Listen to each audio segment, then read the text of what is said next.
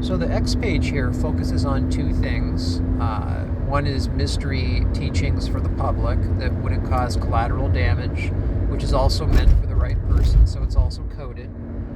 That's one of my main things, is I don't want to hurt anybody or do anything that would veer towards service to self-entertainment. That's why I deleted all of my paranormal clips, except for a couple that were more close than anything I've ever seen and defy all the media-based script of flashing lights. I kept a couple on there that have no flashing lights, slow, organic.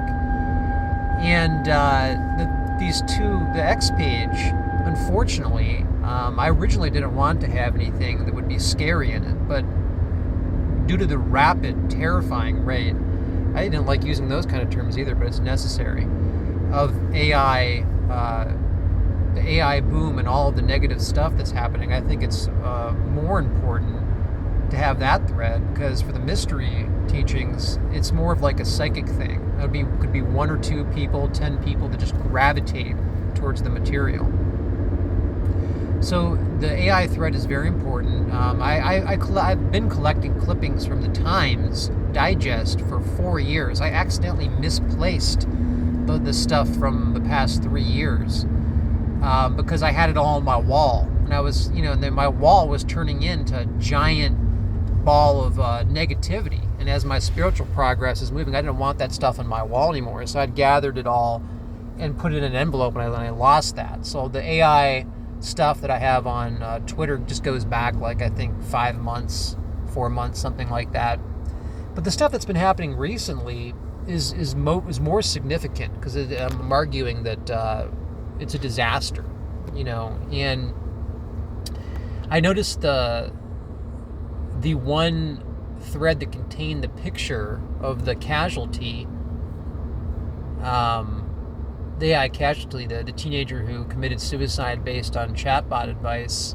I noticed that has the least amount of hits, because that's going to be the prime example of one of the things that everybody's going to block out, that people don't want to hear. They don't want to hear what I have to say about how much you need to completely remove anything AI from your life, especially if you're spiritual. Nobody wants to hear it. You got Deepak Chopra, and he has an AI Deepak Chopra,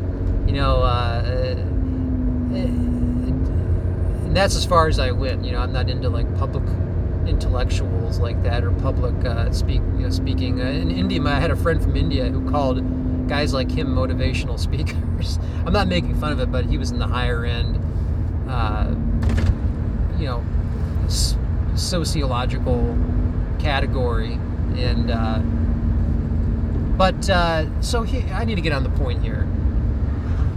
The importance of me putting that picture of the kid who killed himself. You need to look at his picture. You need to look at someone who could be a leader for other people. I mean, he could be an example. If enough people open up their eyes, and it's kind of hard for me to look at too. I keep reposting it. I have it at the top of the page. He needs to be an inspiration for spiritual people. To never forget the immediate dangers of AI. And I talk a lot about how AI is founded, the current model is founded in materialism and a big paycheck. There's nothing nurturing about it, and it's not human, and it's created by humans after a paycheck in a race. Okay, so that's supreme, that's the epitome of materialism, and there's no compassion there. You have guys like Elon Musk with the Neuralink making it seem like there's these medical benefits to an implant, and I've also argued that any implant is extremely dangerous. It carries along scar tissue. I read a book by Douglas Fields years ago called The Electric Brain, where he talks about how scar tissue can be a problem for the rest of their lives. Neuralink stuff, the implants, any brain implant is old technology, and this is how they fool you. People like Elon Musk, they're not really concerned about humanity being helped by a Neuralink implant. What they really want to do is enhance themselves so they can become cyborgs and have a super brain.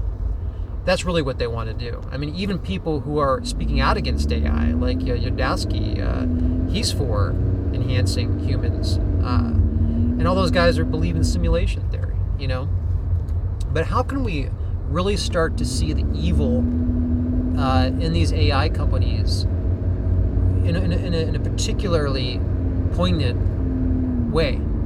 Well, with this story, look at that thread with that kid's picture, the suicide, and I have to get a little aggressive with this material, like where I have to say words like terrifying and nightmare, which normally I would never use unless it was absolutely necessary. And so what's happening with him is, instead of OpenAI taking responsibility, remember, this is a machine, there's no humans that can be charged, no one's going to go to jail, there hasn't been enough sanctions yet. They could have taken responsibility. They've got billions and billions and billions of dollars, made a payout to the family.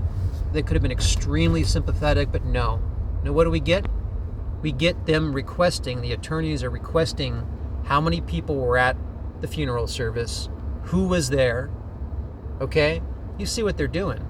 They're trying to build a defense, making it seem like it wasn't the chatbot that was responsible for giving this kid advice that he took, and then which ended up with a death, And so what could they be doing? How can we see the scummy evilness of Sam Altman and crew?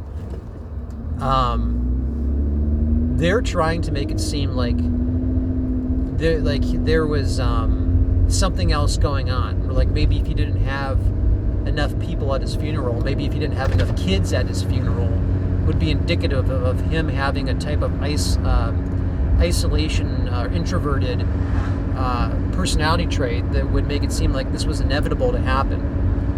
And with a company that had so much money and so much power, they could set an example and at least try to show the public that they have some compassion for this. Instead, no.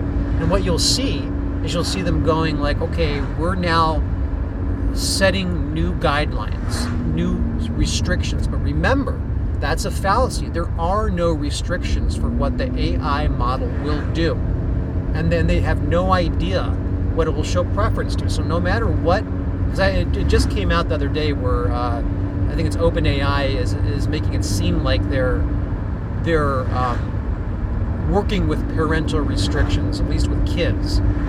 But again, don't let the fallacy fool you. There's only so much they can do. And what they won't tell you is there's really no way they can stop the AI chatbot from dishing out information that could potentially lead to being interpreted in a negative way.